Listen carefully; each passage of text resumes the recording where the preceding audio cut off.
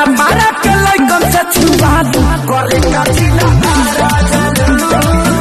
नमस्कार, स्वागत बा आप सभी दर्शक लोगन के। त खबर बा भोजपुरी हिट मशीन खेसारी लाल यादव जी के बारे में, जिनकर कल रात के एगो बहुत ही शानदार वीडियो गाना के शूटिंग भइल बा, जोना में उनका साथे साउथ के एक्ट्रेस मेघा श्री जी आप लोगन के नजर आवे वाला बाड़ी।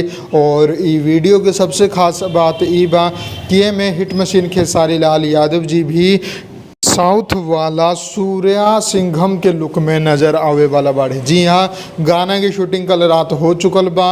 अब देखल जाए कि ई गाना उ साउथ वाला फिल्म खातिर शूट कल गई बा या फिर अलग से कोनो वीडियो सॉन्ग एल्बम शूट कल गई बा, इतना जानकारी तो ना बा। लेकिन उहे कॉस्ट्यूम में, उहे गेटअप में खेसारी लाल यादव जी और मेघा श्री एगो रील बनौले बाड़ी, जो कि आप लोग शुरुआत में ही देख चुकल बनी।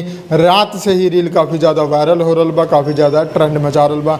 एकरा अलावा आप सबके बता दी, आज सुबह जौन खेसारी लाल यादव जी के गाना रिलीज होके वाला रहे सपरा किंग के जूता कमाल बा, वो फुल वीडियो सॉन्ग ना बा। वो जैसे कि आप सबके बतौले रहनी एगो स्पॉन्सर वीडियो बा, एड्स वीडियो बा। तो उस मात्र और मात्र 48 सेकंड के बजा के आप लोग एंगल म्यूजिक पर देख सकता नहीं। 48 सेकंड के वो वीडियो गाना एंगल म्यूजिक पर रिलीज हो चुकल बा। खेसारी लाल यादव जी साथ में रक्षा गुप्ता बड़ी।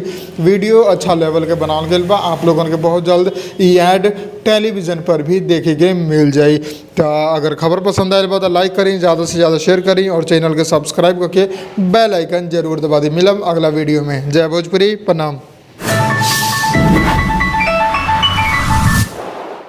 लाल बटन के दबा के अपने के चैनल के सब्सक्राइब कर ली और सभी खबर सबसे पहले देखे खातिर एक घंटे के बटन के भी दबा दी, ताकि जितना भी खबर डालम आप सबसे पहले फ्री में देख लें।